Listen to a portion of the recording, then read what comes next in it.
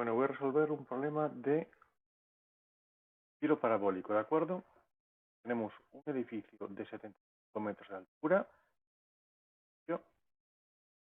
Desde él se lanza un objeto con una velocidad inicial de 25 metros partido por segundo y que forma un ángulo de 60 grados con la horizontal. Da la velocidad de 25 metros partido por segundo y los 60 grados que forma con la horizontal. Por lo tanto, va a describir un movimiento parabólico. ¿Por qué? Porque no vamos a considerar rozamiento con el aire. El valor de la gravedad lo tomaremos como 10 metros partido segundo cuadrado y nos piden lo siguiente. Altura máxima alcanzada, es este valor de aquí, ¿vale? El vector velocidad en esta localización, que será completamente horizontal, y después nos piden el vector posición del objeto cuando impacta con el suelo, en este caso, y el vector velocidad en este lugar, que será de este estilo. Entonces, estos movimientos se pueden descomponer en dos, ¿de acuerdo? Uno, el que sucede en el eje X, será un movimiento uniforme, y otro el que sucede en el eje Y, que será un movimiento rectilíneo uniformemente acelerado. Pues tenemos movimiento rectilíneo uniforme en el eje X y movimiento rectilíneo uniformemente acelerado en el eje Y. Por lo tanto, las ecuaciones de la cinemática para cada eje son estas cuatro, o sea, estas dos parejas. La posición en cualquier instante de tiempo en el eje X será la componente en el eje X de esta velocidad, o sea, hay que descomponerla, hay que proyectarla, valor del coseno, por el tiempo.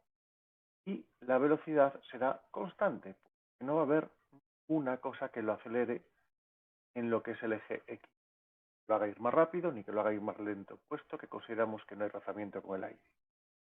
En el eje Y, consideramos que hay una fuerza atractiva, que es la de la gravedad, pues entonces las ecuaciones de la cinemática son las siguientes. Será la posición inicial, la velocidad inicial en el eje Y, que es la proyección de esta velocidad en el eje Y, por el tiempo, más un medio de la aceleración, que en este caso es la de la gravedad, por el tiempo al cuadrado.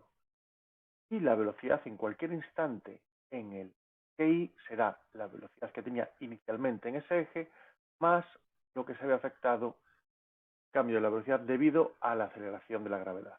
¿Vale? Entonces, lo primero que se hace, ecuaciones, las escribimos para el caso particular que tenemos.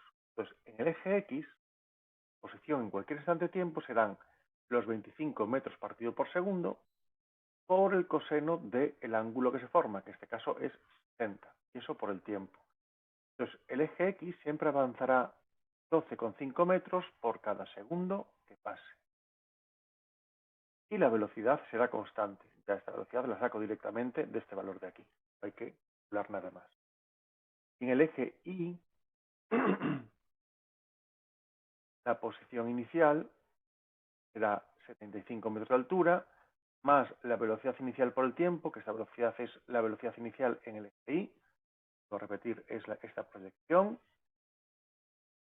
menos un medio de la aceleración de la gravedad por el tiempo al cuadrado. Pongo menos porque esto va a hacer que todo el movimiento, cuanto pueda, transcurra hacia abajo.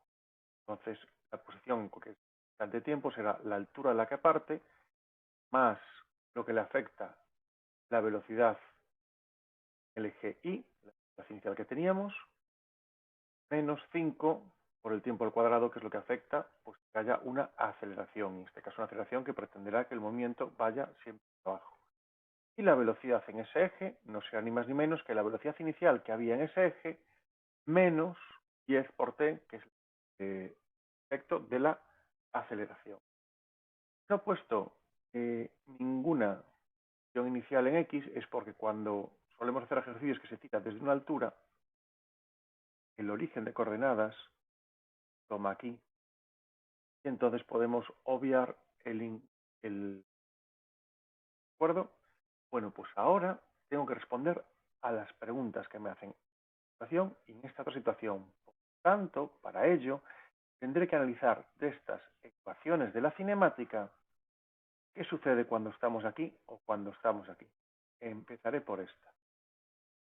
Voy a comenzar por el caso 1, que es la máxima altura. Por lo tanto, cuando alcanzamos la máxima altura es porque la velocidad en el eje Y, desde aquí, ha llegado a valer 0.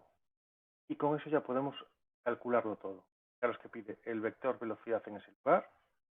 Sencillo calcular, puesto que la velocidad en el eje X no cambia, la velocidad en el eje Y es 0. Este es el vector velocidad. 12,5,0 metros partido por segundo.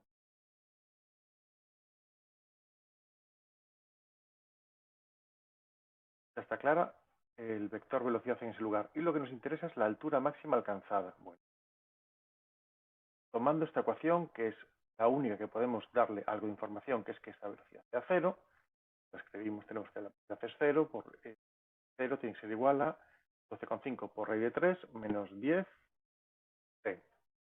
Despejamos y nos da que ese tiempo de aquí es de 2,17 segundos. Quiere decir que tarda en llegar a este punto 2,17 segundos.